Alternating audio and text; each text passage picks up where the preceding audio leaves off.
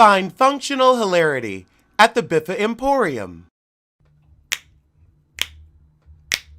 Girl, it's what I heard. Allegedly, it's just the word. Allegedly, it's on the street. Allegedly, I sing to the beat. Allegedly, lee, lee, lee. Allegedly, lee, lee, lee. Allegedly, lee, lee, lee. Allegedly. Sherri Shepard did an interview with The Breakfast Club. Let's take a moment. So she talked for 6 minutes and 17 seconds about her career.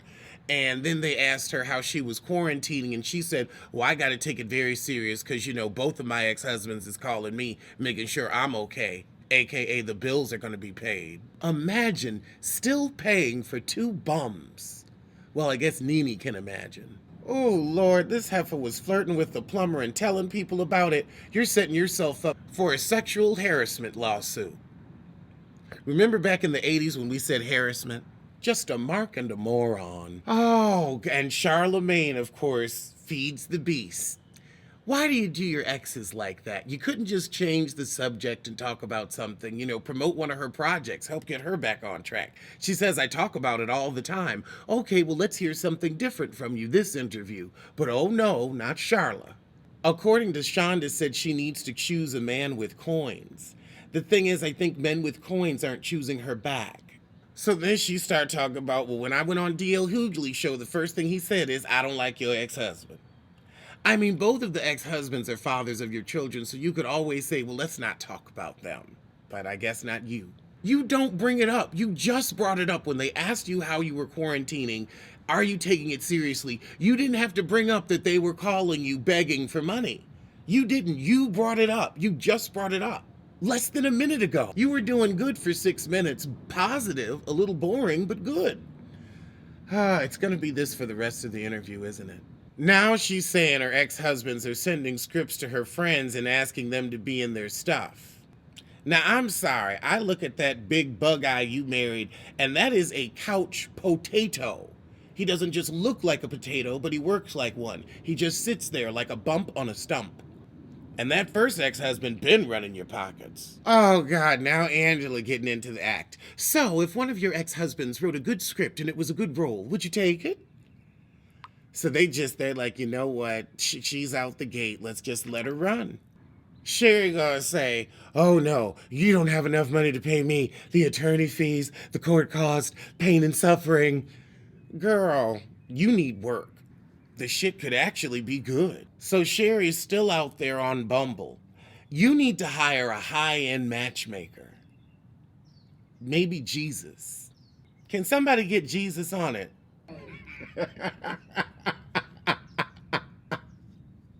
Oh my God.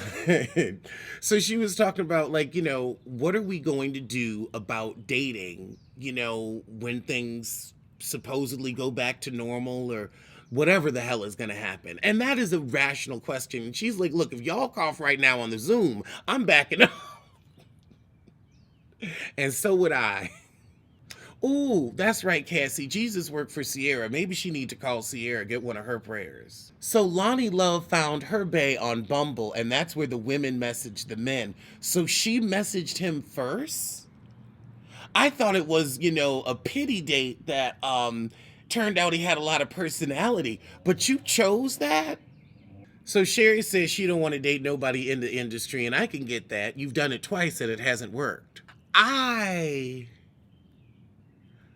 I feel like I'm open, but I feel like it would be easier if one of us had a set schedule and then I could work around that rather than both of us, always having the project life. Okay, I'm working on this, I'm doing that, maybe there's a tour.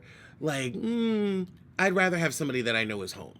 I'm getting a little bored during this quarantine, and I'm definitely not looking forward to the second one, but I'm also like, I don't really mind being home that much. Angela said, what if he pulled up in a hoopty? She said, hoopty on out of here.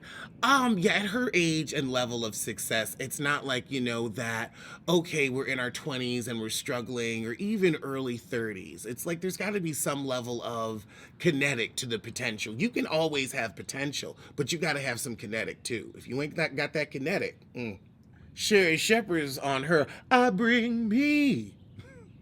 So you better bring you. The chat says, doesn't Sherri have 2 children? She does, she just doesn't claim one of them. However, the court decided she still has to pay for the next 18 years. It's getting boring and repetitive with all this dating talk. I mean, Sherri, just find a man. Just find a man. Then again, you just ran. The thing is, you'll just run out and grab any piece of a man to have a man. Now you want to act like you have standards. I think you'll get fleeced for the 3rd time. Sherri, I don't know if you're being realistic. Oh, I get invited to these parties and I've got to go and I need a man that can go with me. So are you just looking for somebody that's like sit at home rich? Because if they're also wealthy, they're still not going to be able to pick up and take off with you because they have a job and probably big responsibilities. So that doesn't compute. If you want a man that's always available to go to parties with you, you probably need to go on and pay for one. Just get a better model. Get a better prenup. Don't have babies with bums. I mean, dentists and accountants work 5, sometimes 6 days a week. Like, you're going to tell them, let's go to Nene's party. They're like, I'm not going to fuck up my practice for a party with a moose. You're going to have to go by yourself. I got 2 root canals in the morning. All right, well, that was as much boredom as I can take. Let's get to the one with LisaRaye. She's another one who can't stop talking about her ex-husband. So LisaRaye said she's enjoying time with family. She's got a new grandbaby she gets to dote on. And now she's mentioning catering every 5 minutes. And I'm like, when were you a cook? You could have been on that, celebrity cooking train if you love to cook so much. I don't believe you, girl. I think you having fun trying to cook, but I wouldn't eat nothing from your kitchen. Would you eat LisaRaye's food? What would you let her bring to the cookout?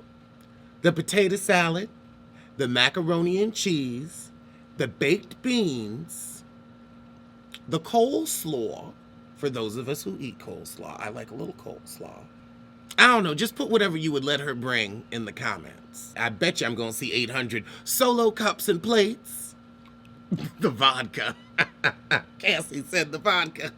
So now we're talking about her little shit with the Barbs and Nikki. And first she said, oh, I don't care about the Barbs. I don't care about the comments. But then she's talking about how she put out a statement backpedaling and pussy popping, letting them know what she meant. If I don't care about you, I don't care if you know what I meant or not. And she keeps saying they took my words out of content. Not context, content. Ugh. LisaRaye talked about how she respects and looks up to the D-listers. She said, you still have a modicum of talent and some skill that keeps you there. You mean you, yourself, as a D-lister. Oh my God. Oh, now this is the truth. She said, I've managed to stay relevant with a small body of work. You ain't done shit and you famous for low-key no reason. Coasting, resting on your laurels. She's been resting on Player Club for now on 20 years. LisaRaye and this diamond roll are getting real Sunset Boulevard. And that head wrap don't help. LisaRaye, how you gonna be on a show, come in season 2 and not watch season 1? Shit don't make no sense. Lisa said, is it gonna revolve around my schedule? Is it gonna work? What schedule do you have? For real. What's on your agenda? LisaRaye said, I worked hard. How? You just said you have a small body of work. So you've already worked smart, resting on that laurel. You've never worked hard, and you probably never will. Now she's giving us the Stacey Dash story. She put her finger in my face. You could hear a pin drop on the set. She tells it the same every time. Honey, give it some more flair. But that's right, you are a one-note actress. An older Gabrielle Union. Well, less well preserved Gabrielle Union. LisaRaye gonna say, oh, the show got so crazy I thought maybe it was time to go. The show was canceled. It was canceled. You didn't leave. It was canceled. Always trying to make us think she got an option. Angela Yee, you really gonna say LisaRaye don't look old enough to have a grandchild? You ain't gotta suck up to her. She ain't got nothing to offer. Did LisaRaye just say black people are the only ones that come in multiple colors? Did she just say that? Out loud? So, Asian, Southeast Asian, and Latino are all this. Gotcha. Gotcha. Okay, just didn't know that was how the world. I'm glad she let me know. LisaRaye said, I like to be in a room where I don't feel like I'm the smartest one. Well, you never have to worry about that. You can go into any room in America. So I didn't know Vivica was on the campaign trail with Joe Biden, but hey, all help is good help. However, LisaRaye said she had to ask Vivica what the difference between the electoral vote and the college vote was. And Angela Yee said, did you mean the popular vote? The college vote. Why? You shouldn't have put it out there. You shouldn't have put it out there. You should have faked the funk. Oh my God. Ooh, you are frighteningly ignorant. She wanted to know why she had to pay the fire department in her taxes. How do you still have money? She thought the Red Sea was red. Oh my God, girl! Now, you too old to be trying to Jessica Simpson. You too old. You too old. You got to preface that when I was like 10, I wanted to know why the Red Sea wasn't red. She doesn't want to be the fool in the room. But you are, Blanche. You are. So Angela asked Lisa about the brat coming out, and she said, "Oh, child, we've been talking about that for years. Come on, come on now. I knew, you knew, he knew, the pool knew." LisaRaye is speaking everywhere now. She's having a resurgence, getting that retirement going together. LisaRaye said, "Oh, I haven't seen Nicole Murphy, but I asked her to drop by the house." Yes, LisaRaye, you have been divorced for 10 years, so why are you still talking about it? Anything for a headline. And honestly, you rest on that laurel of a marriage. You were a first lady for 10 minutes and you'll never let us forget it. And so Lisa's still threatening to pull out those receipts. She can and she will. Well, do it, Heifer. Do it, do it, do it, do it. You know the world be rocking to it, do it. So do it, do it. Baby, come on, drop that T. Give us the receipts. Come on, drop that T. Give us the receipt. Okay, so Lisa finally fesses up and says, well, maybe I did start it by putting my comment on the story with Antoine and Leela. Damn, Nicole, again? You was fucking my man, now you're fucking her man. Why you gotta bust up Black Hollywood happy homes? Oh, God. And so she said, and people ran and took that and said, Nicole Murphy stole my man.